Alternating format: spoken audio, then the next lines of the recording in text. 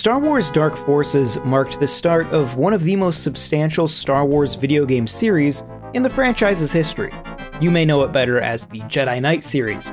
It was the first appearance of Kyle Katarn, who is often considered an inspiration for the modern canon's Cassian Andor.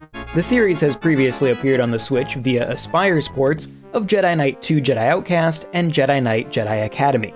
But now, this remaster of the inaugural title in the series from Night Dive Studios gives us an incredible way to re-experience this iconic first-person shooter. From a gameplay standpoint, Star Wars Dark Forces falls in line with what you'd expect from early 90s first-person shooters. Levels are labyrinthian and often rely on players finding ways to unlock paths, then backtracking to progress further into the level. Dark Forces does a better job than many games of this era of shaking off the colored keycard system that held the genre in a stranglehold. There are, of course, still keys here and there, but Dark Forces focuses more on hidden switches and some light puzzle solving than many other similar games of the era. For example, you may need to find various pieces of code to enter into a computer to open a locked door, or perhaps find out which code of several goes to the door you need to open. Much of the design of Dark Forces would become a staple for later Star Wars games, and even served as a huge influence for games that weren't officially part of the Dark Forces series, such as Shadows of the Empire. In fact, many of the random sound effects and the grunts you'll hear out of Dash Rendar as he runs and leaps through that Nintendo 64 era classic have their roots right here in Dark Forces.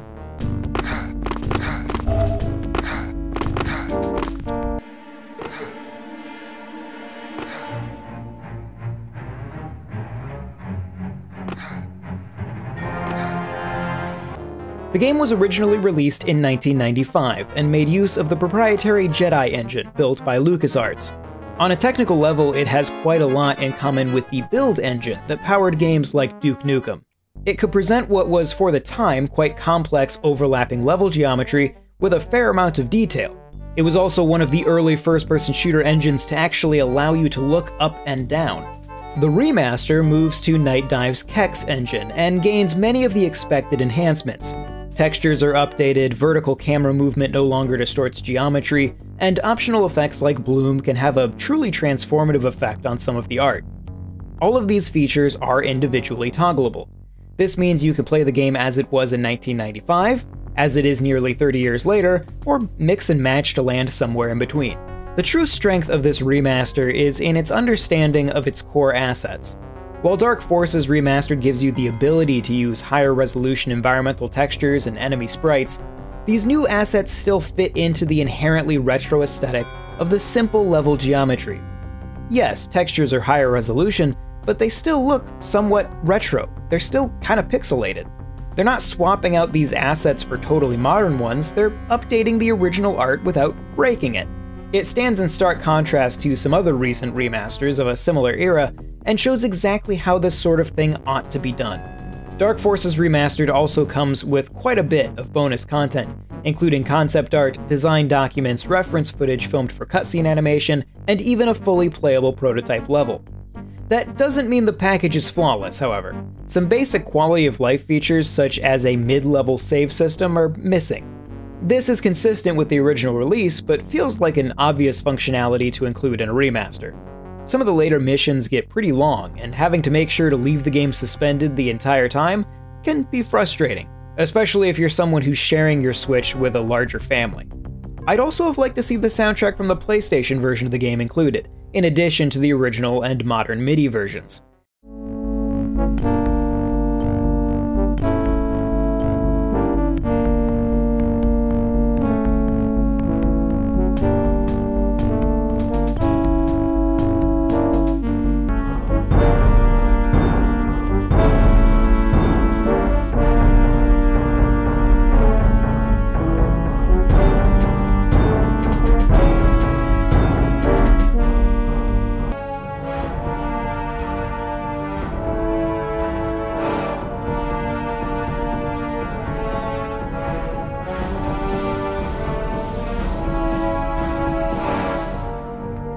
There's nothing wrong with the soundtracks present, I tend to stick with the original version, but it would have been nice to provide a more complete version. From a performance perspective, Dark Forces Remastered is exactly what you should be able to expect. sharp image quality, smooth frame rate, and excellently modernized controls, including motion controls for the Switch version. Speaking of controls, you can even go in and manually set up a hotkey to toggle between the retro and modern engines, allowing you to quickly compare changes on the fly. It really lets you appreciate how every surface has been updated while never losing the artistic intent of the original art.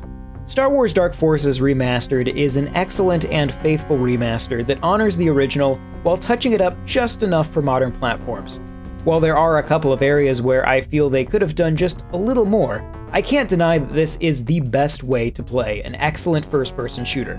Whether you're returning to it after 3 decades or playing it for the first time, there has never been a better version of Star Wars Dark Forces. This video is made possible by our generous supporters on Patreon. Did you know that Nintendo World Report is funded directly by fans like you? When you support Nintendo World Report on Patreon, you get immediate access to multiple exclusive podcasts every month, exclusive Discord channels, an early look at select content, and more, all for as little as $1 a month. Check out patreon.com/NWR for all the details.